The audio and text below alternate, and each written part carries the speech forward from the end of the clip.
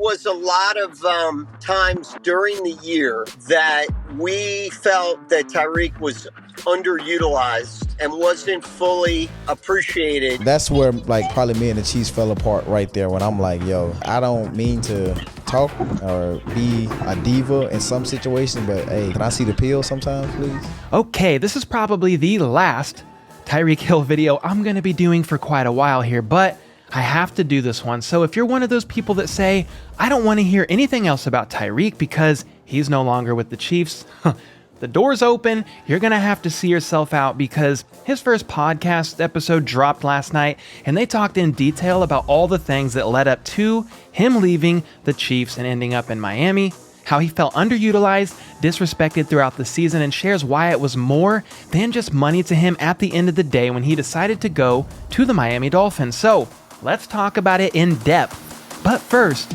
how about those? What's up, guys? My name is Cole, aka the Red Kingdom Gnome, and I do daily news about the Chiefs and the NFL overall. So if you're new, make sure to sub, hit that like button if no matter what, you're still grateful for all that Tyreek did for Chiefs Kingdom.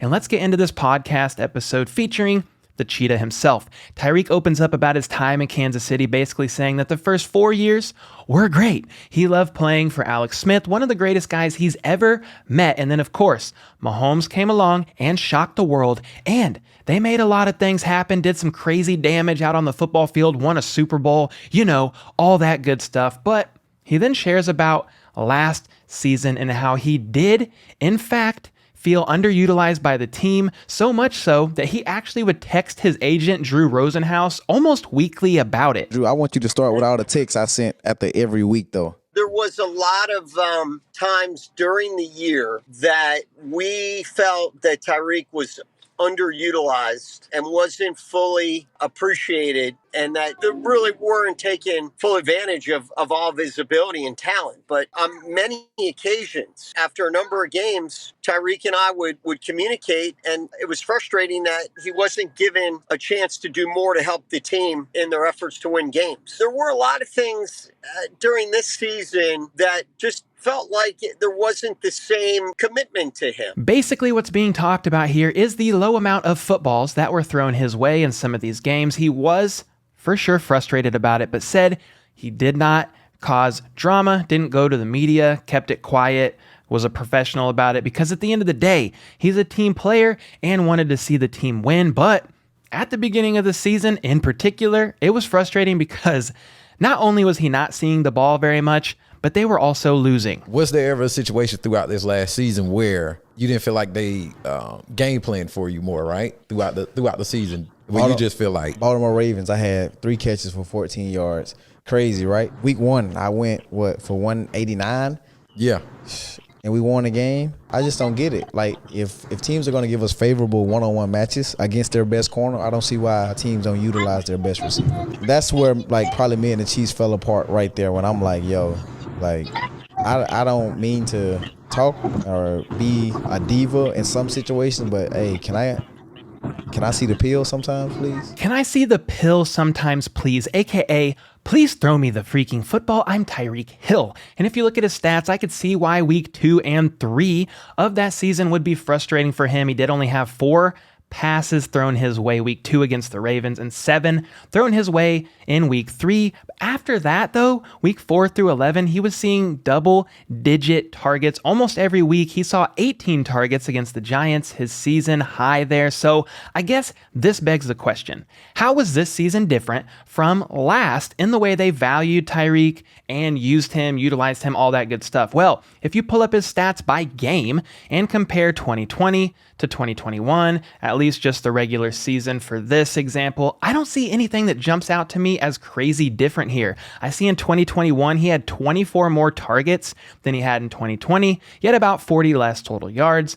maybe that was part of the frustration for Tyreek, because look at this. In 2020, he had 87 receptions for 1,276 yards, which was a 14.7 yard per catch average and 15 TDs. But then the next season in 2021, he had a lot more receptions, 111 receptions for 1,239 yards, which was a 11.2 yard per catch average and 9 TDs. So in 2021, he had 24 more catches, but 6 less TDs and less overall receiving yards in the 2020 season. But we've all talked about why this past season was more difficult for the Chiefs and how they utilized Tyreek because of how teams played them. The Super Bowl loss the previous year to the Bucs gave teams the blueprint for how to limit that exact thing with the too high shell, and that is how teams played the Chiefs basically for the entire 2021 season, and the Chiefs spent the first half of it almost figuring out how to combat that, blah, blah, blah.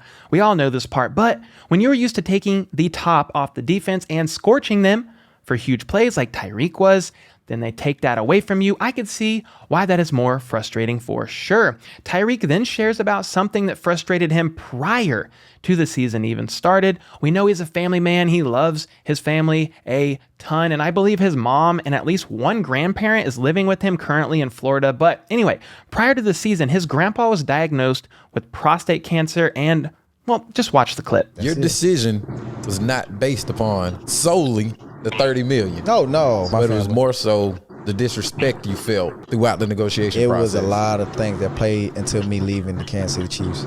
You know, like right before the season, I had a long talk with Andy Reid about my granddad having surgery, which is crazy. And I told him, I'm like, Coach, look, it's gonna be some days that I'm gonna be missing. You know what I'm saying? Because I gotta fly back to Georgia to make sure my granddad is all right. You know, my granddad, he had prostate cancer. They didn't even want me to leave to go see my granddad. You know, and he was having surgery, prostate surgery. Right. And I'm like, yo, like, this is like ridiculous. So yeah, there were apparently some points of frustration prior to the season even starting. Then of course the season plays out. Tyreek continues to feel frustrated at times. The season ends in a frustrating way in the AFC Championship loss to the Bengals. And then we get to the offseason where negotiations on a contract extension start to heat up. But we were really far apart on the numbers. You know, we felt strongly that Tyreek was the best receiver in football. Right. And deserved to get paid that way. You know, they were very complimentary of Tyreek, but they were not prepared to make him the highest paid receiver in football. And then what happened was, when Adams got the huge deal, I spoke to Tyreek and we both agreed that we were going to put the pressure on the Chiefs, that they were either going to do a deal like that or it wasn't a great fit anymore, because the respect isn't mutual if you don't see it that way. And from there, you know the deal. I know the deal. We all know the freaking deal. The Davante Adams trade happened. The deal resets the market pretty much. Tyreek's agent then went back to the Chiefs, even though the numbers initially from the beginning of extension talks were not even close. Well, now they were even now farther apart when Drew Rosenhaus said, this is now the floor for what Tyreek needs to be paid. And if that does not work, he will contact teams about a trade, and believed he could get them a great amount of draft capital in exchange for Tyreek. I think the Chiefs initially wanted to challenge us and see what we could get from other teams contractually and what we could also get as far as draft picks were concerned. So Tyreek's agent is out here doing his thing, talking to teams and seeing what he could make happen. Meanwhile, Coach Reid saw things were getting pretty serious about all of the trade talks and reached out to Tyreek personally. And it looked like a deal was close, and then Andy Reid got involved and spoke with Tyreek and asked Tyreek flat out, do you want to be here? And Tyreek said, yeah. I flat out said and yes. Tyreek, crazy part is I talked to Patrick Mahomes. I talked to Andy Reid, right? For 30 minutes, for like 30 minutes or so. Right. I talked to both of them on the phone. I'm like, hey, coach, yo, like, I don't even got to be the highest paid for real. Right. I just want to be put in a realistic position. I don't got to get 30 million. At least give me 25, 26. They wouldn't even giving numbers weren't even close to that. So yeah, he says this at the end of the clip, but the numbers weren't even close to that. So Tyreek said he did not even need to be the highest paid guy, basically saying, hey, I know my agent out here is saying Davante Adams' deal is now my floor, and while I do feel I deserve that, I'm willing to take less because I want to stay in Kansas City. I don't need $30 million per year. How about 25? And if you look at the highest paid receivers in the NFL, you have players like Mike Williams, Chris Godwin, Amari Cooper, Keenan Allen, and DJ Moore all making roughly $20 million annual per year.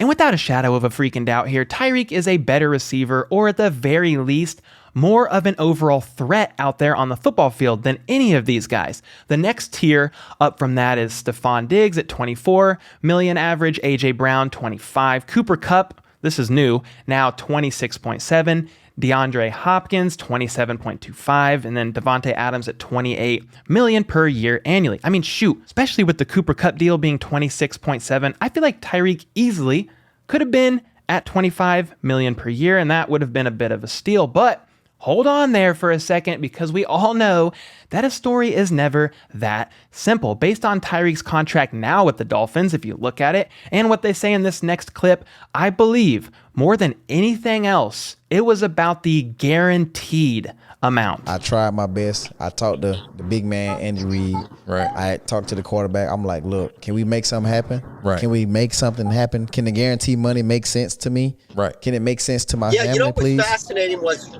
you really tried, and I think Andy wanted you to be there. And, ultimately the team's offer just was millions of dollars short on the guaranteed compensation. And So now it's making a little bit more sense here, because the only receiver in the entire NFL with more guaranteed money on their contract than Tyreek is AJ Brown. And that deal happened, if you remember, during the draft, which was after Tyreek's contract. Anyway, when it all came down to it, I think Tyreek felt further disrespected and even hurt that the team he put all these years of work in for did not seem to value him as much as the Jets or the Dolphins. If they don't value you money-wise, right? Right. But then, like, let's say I'm Brett Veach. Brett Veach was like, okay, we don't see you as $25 million receiver, but we're going to try to get as many picks as we can up out of you. They valued me more than Devontae Adams, but they didn't want to pay me like Devontae Adams, though. the trade made a lot of sense on a lot of levels, because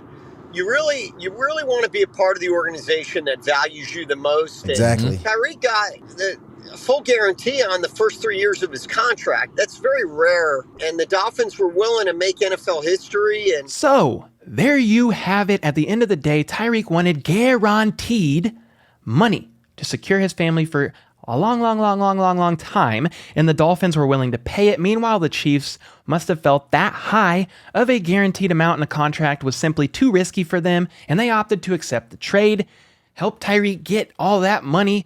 At the same time, though, for them, free up cap space and start a retooling of the roster a bit. A side note here on that, with the draft picks they got from Tyreek in the trade, they were able to utilize those in combo with their current draft picks to get at least these three players out of it: Trent McDuffie, Sky Moore, and I believe Darian Kennard. If I'm wrong here, someone correct me in the comments, but I believe it was at least these three players. The Chiefs traded Tyreek, saved cap space, and were able to get three potential starting caliber players out of it. Will any of these players be as dynamic or as impactful on the field as Tyreek Hill?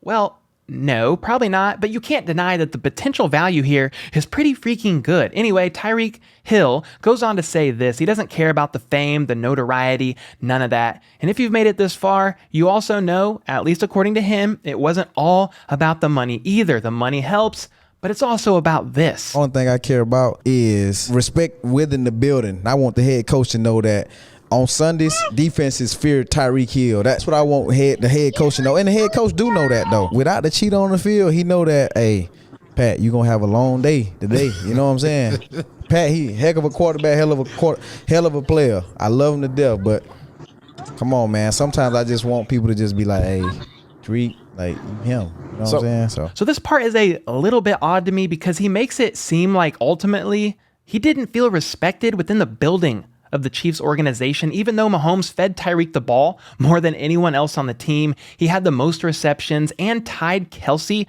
for the most TDs on the entire team. He also had an interesting note here at the end of this segment saying he doesn't just want the deep ball down the field, but he also wants an accurate football. Obviously, like I'm gonna go with 1.5 as the strongest arm, but as far as accuracy wise, I'm going with Tua all day. So which one would you rather have? The deep ball where you got to scramble around the field to try to go find it? Or do you want that accuracy to hit you right in the bread basket on the run? I wanted to hit me right in the bread basket just like I did in the Buffalo Bills game and take it 70. And the rest is history. I done expanded my game. Right. So now I'm doing a lot more than just a deep ball now. I'm doing intermediate routes. I'm doing short routes. So now I actually need a guy who can just get me the ball now and on a dagger route, on a corner route, or on a shallow cross route. You know, right now, right in my chest. So now I can do the rest. And I feel that last bit is a little bit of a stretch here. I mean, he's never played in a game with Tua, just practice so far with no real pads. And second, you got like, what, 25 more targets in 2021 than 2020? And many of them were short passes or middle of the field passes, quick slants, all the stuff in this clip that he's talking about wanting. So I will not lie here. I feel like this particular part was a bit of a cap, if I'm going to be honest here. And I also feel like this was a way for him to deflect from the fact that he had a bunch of drops last season. I think he's trying to pin it on Mahomes is not as accurate. So because of those inaccurate throws, I made some drops that led to like 4 or 5 interceptions, but that's a deflection. Do not let that distract you from the truth that Tyreek seemed to have a little bit of butterfingers last season, if we're going to be honest. And also, regarding Tua, accurate passes, all that stuff, Tua literally dreams every night in his sleep that he could just be 1/8 of the quarterback that Patrick Mahomes is. Do not get it twisted. Anyway, there you go. The beans have been spilt on the Tyreek Hill trade and all the things that led up to it from his perspective, at least, and his little agent. So now the question is for y'all. What are your thoughts on all of this? Does this change anything for you on how you see the Chiefs or Tyreek, or maybe a little bit of both? Would you have preferred that they kept Tyreek, knowing what you know now, or especially now that the draft is over, do you like where the Chiefs stand between their offseason grabs of MVS and Juju, as well as their draft picks that they were able to capitalize on from the trade, and you would not go back even if you could? Let me know in the comments down below, and let's chat about this in detail here for maybe hopefully the last time. For me personally, I feel like the disrespect part that Tyreek kept talking about may have been a little bit of his pride getting in the way, and ultimately, he just wanted his bag of gold coins, that guaranteed money especially being the main factor in all of this, more than anything else that was said in his entire little podcast. And at the end of the day, guys, we have to know, and you do, but the NFL is a business. But that doesn't mean that the players can't still be cool with each other and carry on those friendships that have been built up over the years. I love Andy Reid. Bingo. I love Patrick Mahomes. Bingo. My brother forever. I just seen him at F1, by the way. Love Travis Kelce. I love all my teammates. So hey, it's all love for number 10, the Cheetah. And I do still wish him the best in his journey with the Dolphins, but I won't lie.